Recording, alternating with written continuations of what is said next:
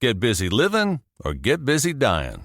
Or just listen to Thrive Loud with Lou Diamond. It's a lot like dying. Slowly. Would you like to learn from those that are taking their lives, their businesses, and their passions to the next level? Best-selling author of Speakeasy and master connector Lou Diamond is here to connect you to some of the most inspiring and amazing people on this planet. Get ready to thrive loud with Lou Diamond.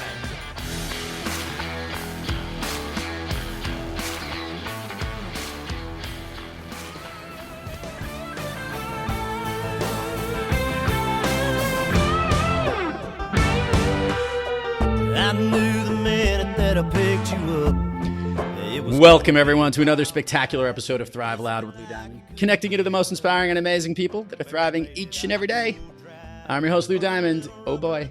Today on Thrive Loud, we have a gentleman who started building his commercial real estate empire at the age of 24 with nothing but shoe leather and a lot of hustle. Today, he owns over $500 million in assets across the country and shares his wealth building commercial real estate investing and self-improvement and leadership insights and knowledge with his audience around the world. We're going to have a fun time talking about him, his fun, the work he does. Thrive Out listeners, I bring you Ben Reinberg. Ben, how are you today? Lou, I'm great. What a pleasure to be on your show, and thank you for having me. It's great to see you. Happy New Year. Happy New Year.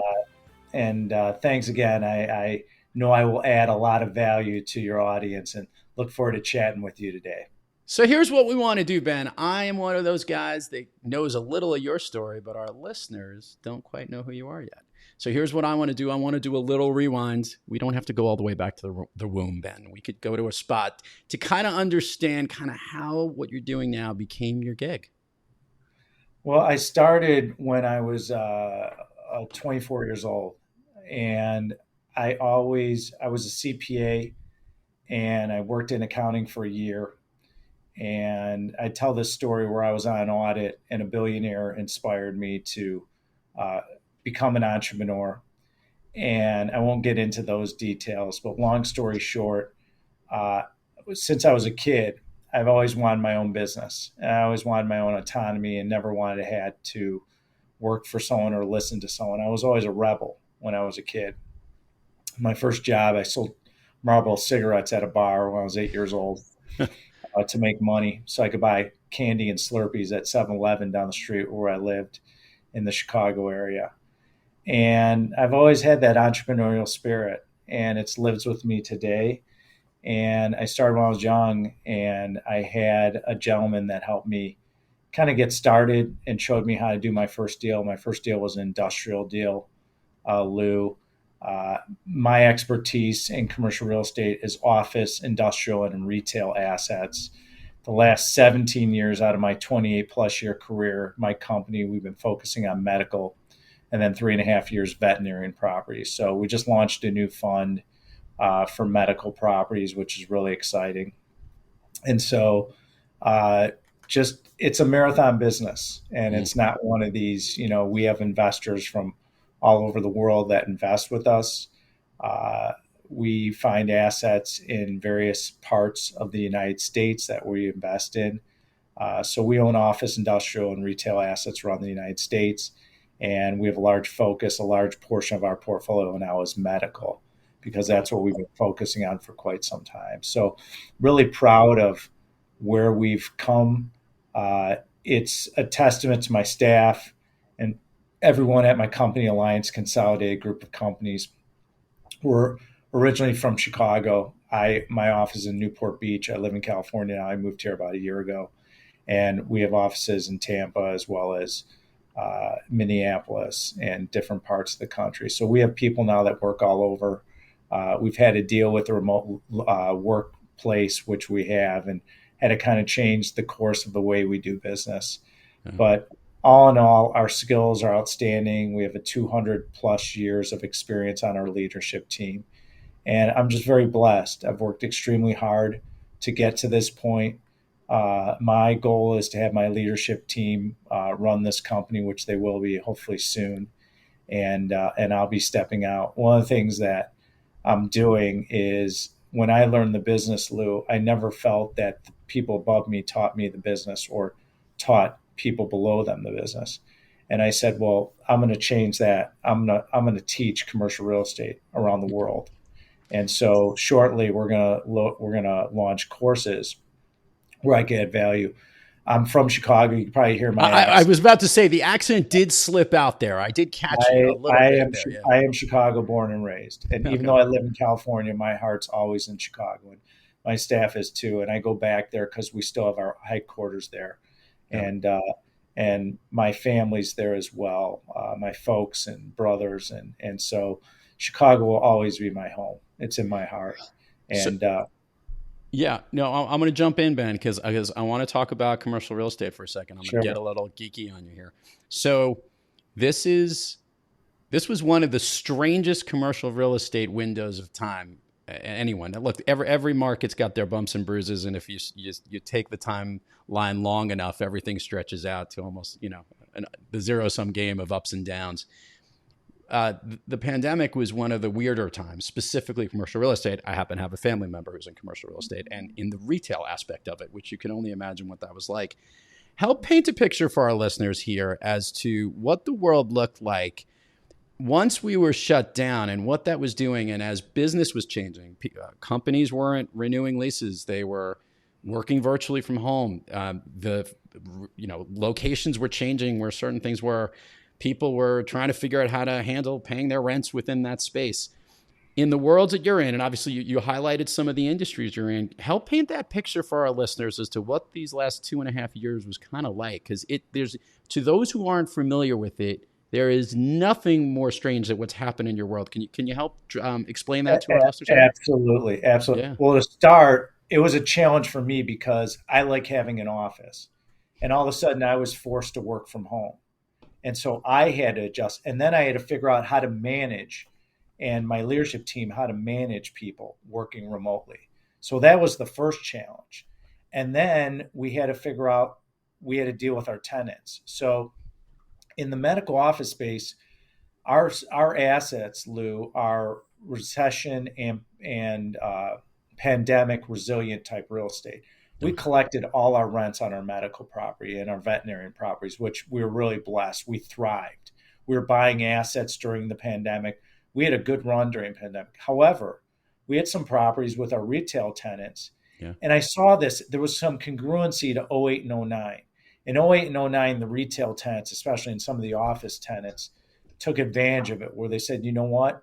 Our landlord needs us. We're going to go back and renegotiate, or we're just basically going to close up and start consolidating, and they can just go, sail in the wind if they want. And a lot of tenants we saw in the retail space, I'm sure your family member could attest to this.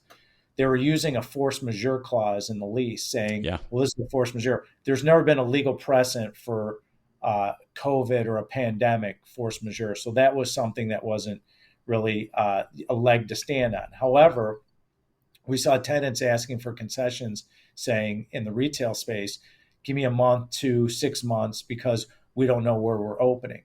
Now, we invest in states that have good policies. Like we have properties all throughout the South, Southeast, Southwest, Mountain West, and parts of the West Coast where the cities we've invested in were not shut down like Chicago, where I'm from, or Illinois, even though we still own properties there. So for myself and your colleagues and family members and other people in our business, we went through this negotiation where tenants felt that they could take advantage of the situation.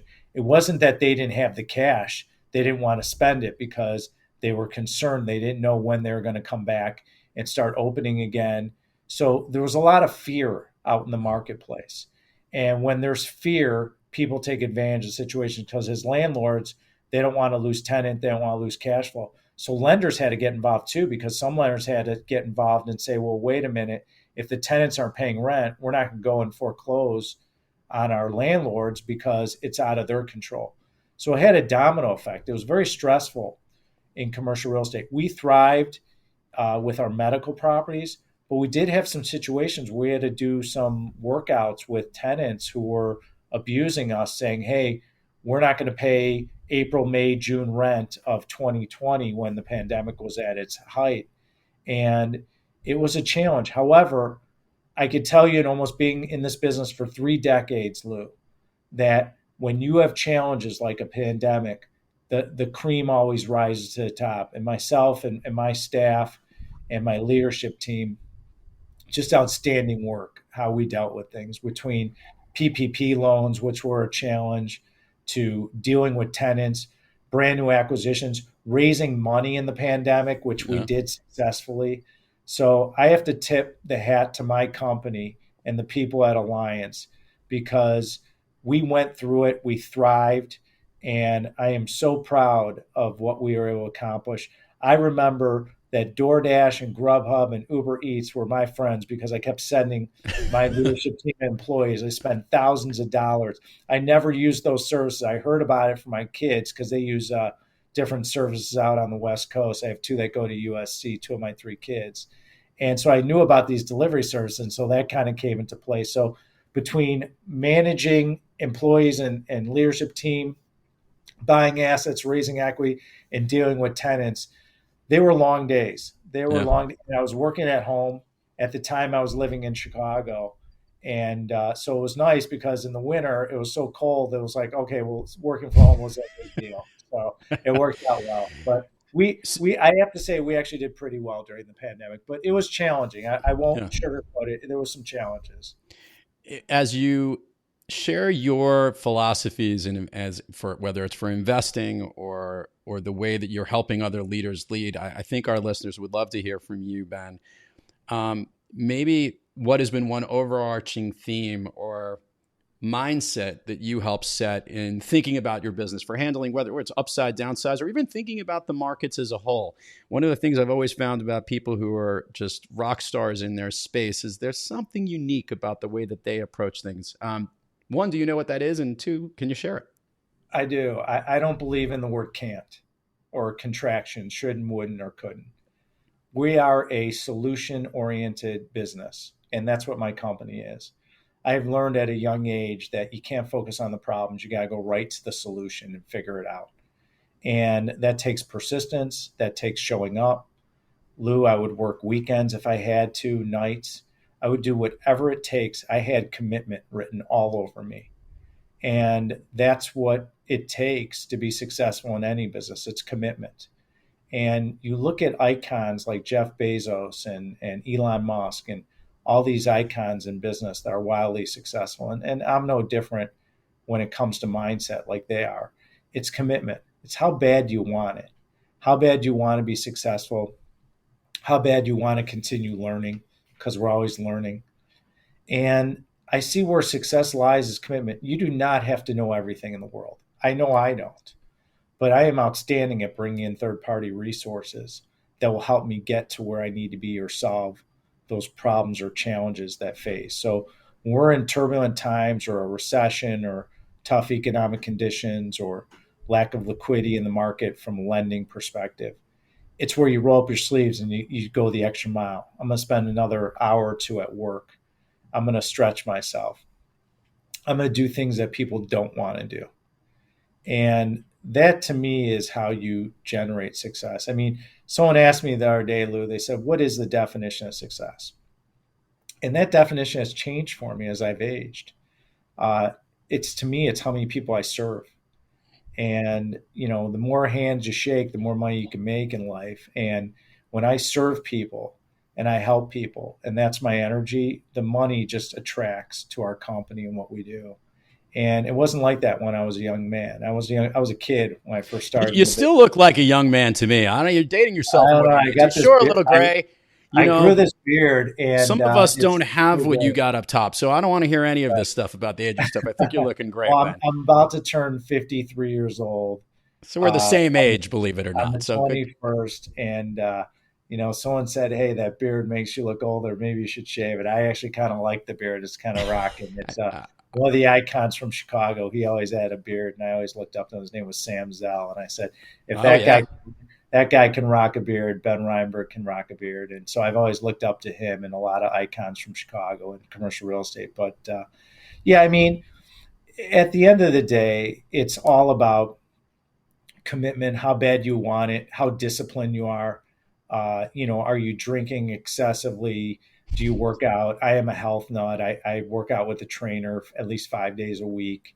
Uh, I'm into my health. I eat healthy, chicken breast and salmon and all the things you need to. And as you get in your 50s, you got to be a little more conscientious of your cholesterol and everything else. And Yeah, it kind of sucks. I don't understand why I can't have 3 slices of pizza anymore. I don't know why I, that's the thing.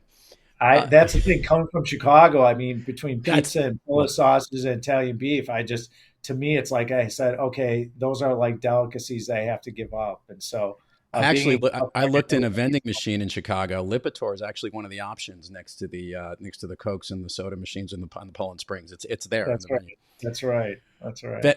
Ben, I want to ask this question I ask most of the guests on the show because, look, you've been successful in your career. You're thriving now. You're thinking about the next step, and you're also doing what great leaders do is understanding how appreciative your team is, which means as a leader, you're thriving. Yet we all have those days when we're not quite kicking on all cylinders and we're a little off our game. Ben Reinberg, when you have trouble thriving, what practice do you seek, or maybe which individual do you seek out to get yourself back on the thriving track? Well, I have mentors and they beat me up and they will kick my ass, Lou. And I'll call a mentor and he'll straighten me out. But a lot of the things I learned was when I was younger and for a long time, I always lived in fear. And I learned about what the state of love really means and how to treat people and how to change my mindset to be in a state of love compared to fear. And I learned that from one of my mentors. And that's allowed me to really impact people. And so when I'm having a down day or I'm sad or upset or I'm not being treated well or I didn't get the deal I wanted or lost an employee, whatever it is, I change my mindset as fast as I can to that love state, to that positive, confident man that I have to be as a leader. And that was something I had to teach myself and learn. And so I'll go and reach out to mentors. One of the things I do is I meditate. So if I have a big meeting or a big negotiation coming up, I will sit in this office I'm sitting in and I'll sit Indian style. Most people don't know this. I've never told anyone this. People around me kind of know I do this. I might hold up a meeting for 10 minutes and people might sit on a Zoom call for 10 minutes waiting for me because I want to meditate or finish. And when I am balanced like that, I am at my best. And I've learned that because one of the things I've learned was how to balance my emotions. If you can control your mind, you can control anything. And I've learned that at as I got older, because I could not figure out how to. Excuse me, let me just cancel that. He's just such a busy guy, listeners. He's everybody wants to make a deal today with Ben. That's what it is. They do. Anyways, no, but what ended up happening was I couldn't figure out, like, I would get angry when I was younger. And I had to take a step back and say, how do I work on myself? So I got into personal development and meditation. And it really allowed me, because our deals take a long time to get done. Acquisitions, dispositions when we sell a property, lease negotiations. Sometimes they go on for a year, And so how do you deal with it? How do you deal with your emotions? And by the way, you have family pulling at you. You got employees. You got other things. You got friends. You're busy. And so you have to create space for yourself. And I had to learn that. I had to learn what space really means. So being in California, it's nice. I could leave my office and go for a half-hour walk, just like I did today, or an hour walking, give myself space and clear my mind. Yeah. So I advise anyone out there is really understand yourself and your emotions and figure out how to balance them, figure out how to not get triggered. When I was younger, I would get triggered. I always thought everyone was out to get me. I always thought, like, oh, I'm the young guy in the business. They're looking to just put me down like a hammer on a nail. And I had a chip on my shoulder. And that's how I was able to grow, is I used that chip.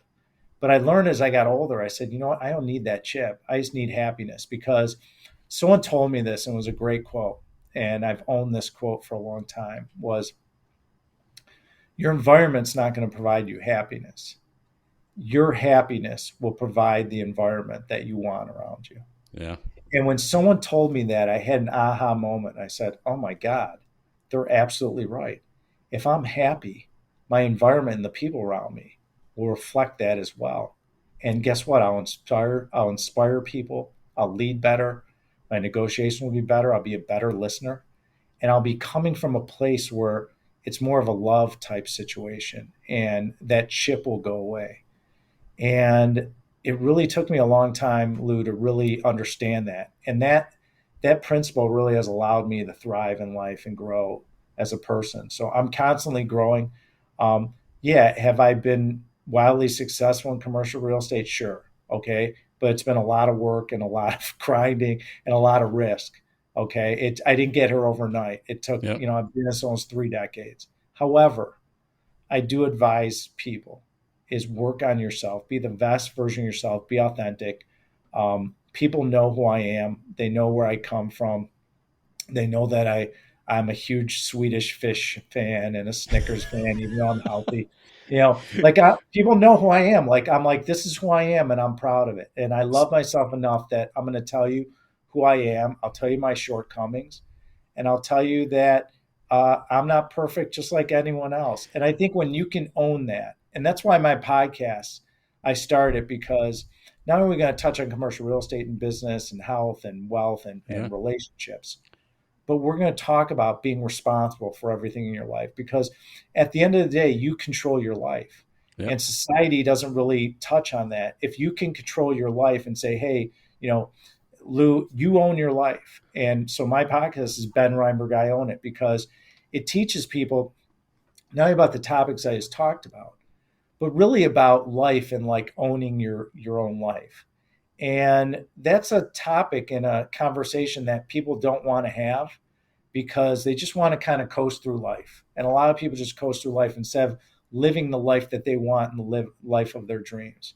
And I hope with the courses I teach and the content I'm going to provide and my show and everything else is that I can inspire that person. The reason why my coursework came about was being from Chicago, and I see all the homicides and the rough nature of the city that I know and love.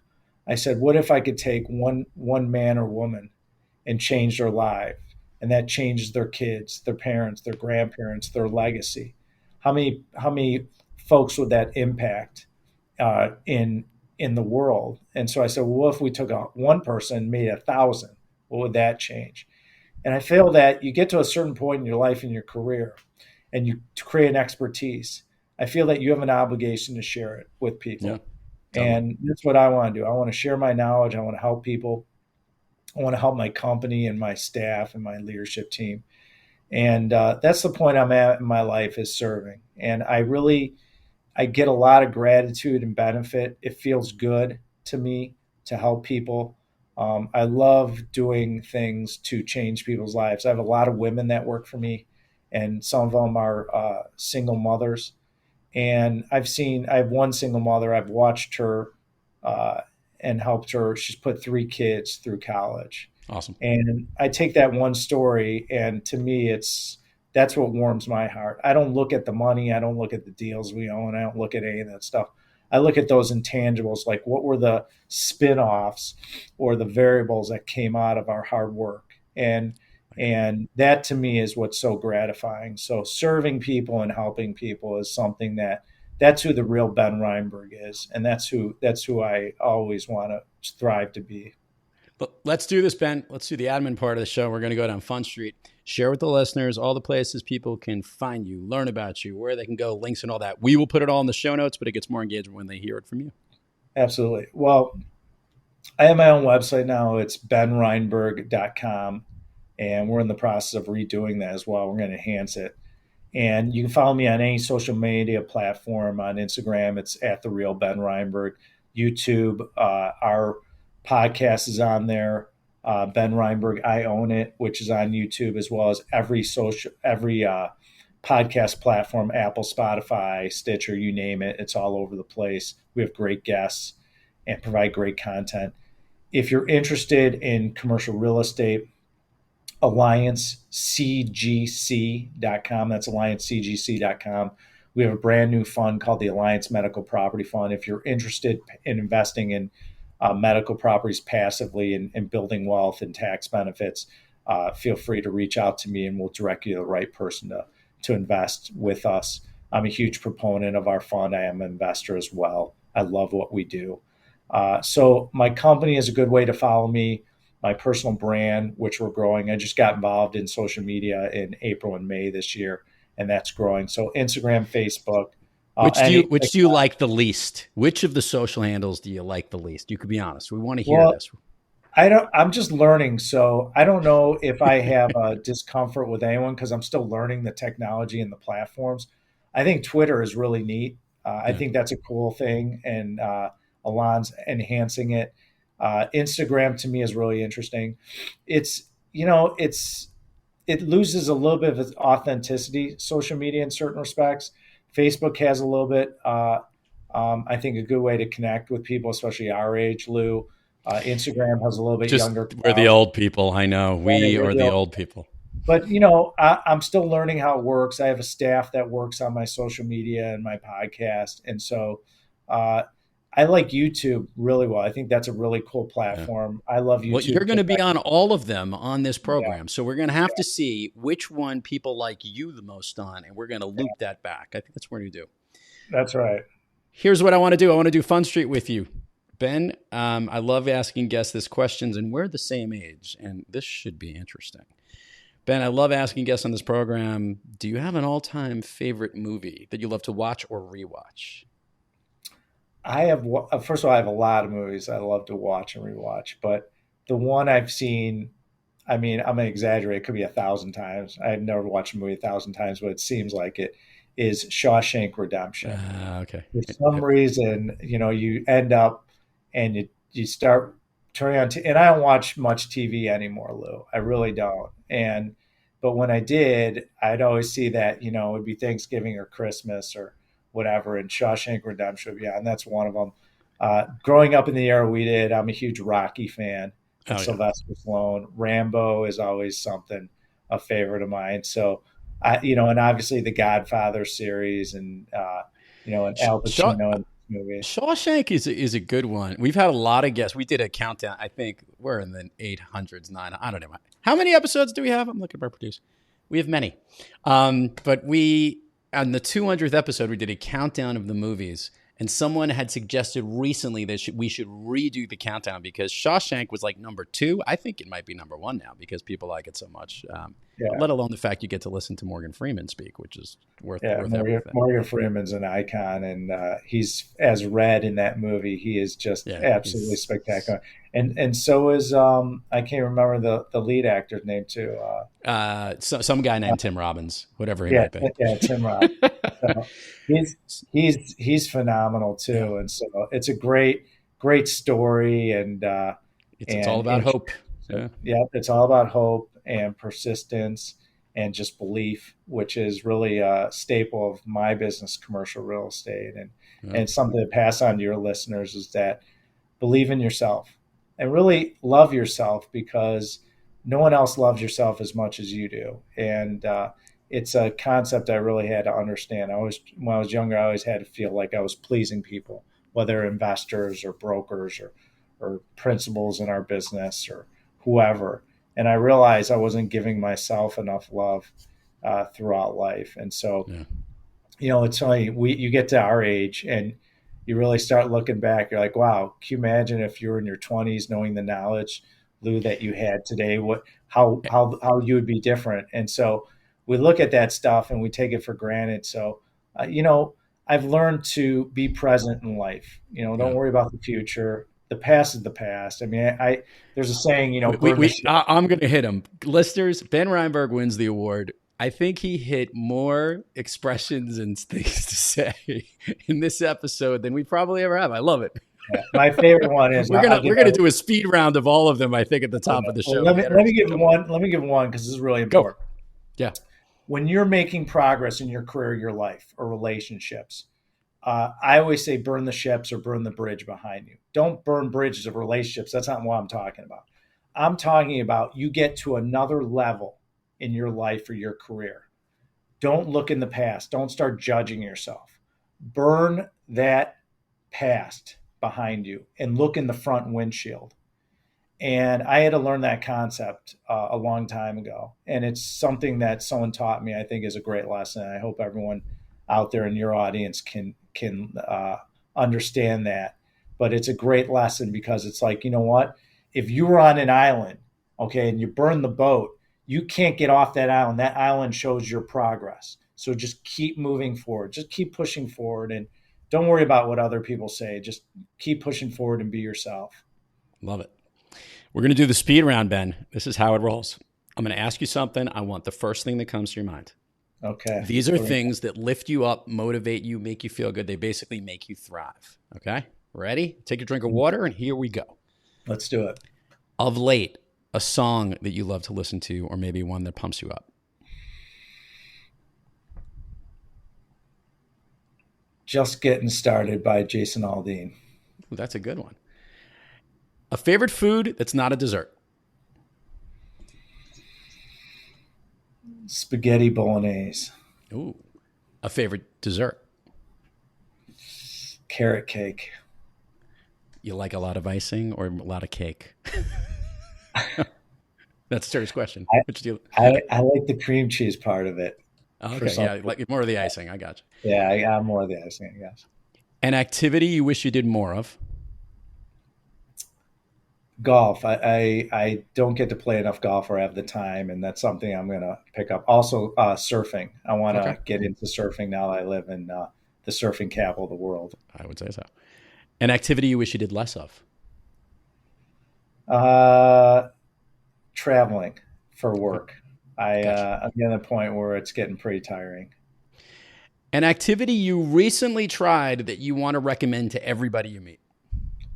Pickleball. I learned how to play pickleball this summer, and I took a lesson, and I didn't know, when they said the kitchen, I thought it was like a real kitchen, and then I realized it was a section on the court. So I might have to take another lesson because I can't remember all the rules anymore. It's been like 8 months since I played, but I really enjoyed it. It was fun, and so looking forward to. I agree with you on that. I've been playing a lot of it. We'll talk more after. Okay. If I could snap my fingers, I was going through Jason Aldean. I was writing my notes in this. Ben Reinberg, if I could snap my fingers and you could be anywhere in the world, where are you? I'm in the Amalfi Coast. Oh, nice. And you've been? No, I've never been. I plan on hopefully next year going to the Amalfi Coast. I just got back from Spain with my family on a 2-week vacation, and what a spectacular country that is. And I was really grateful to be there. And the architecture and the history is just unbelievable. Yeah. Ben Reinberg, everybody check everything out we've got in the notes here. Such a pleasure to have you on the program. Thanks for coming on Thrive Loud. Hey, continued success to you. And dude, I'll see you on the pickleball court. I love that. Yeah, definitely. And we'll go out for dinner afterwards. Done. To all the listeners out there, thank you for joining us. And until next time, keep moving onward and upward. And remember, be brief, be bright, be gone. Just getting started tonight.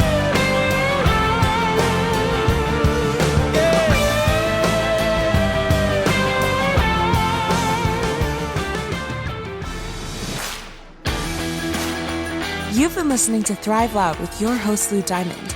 Check us out on the web at thriveloud.com and follow us on Instagram, LinkedIn, Twitter, and Facebook at Thrive Loud. And check us out on the Good Pods app at Thrive Loud, where you can follow, listen, and connect directly to Lou and all of the Thrive Loud episodes. Thanks for listening.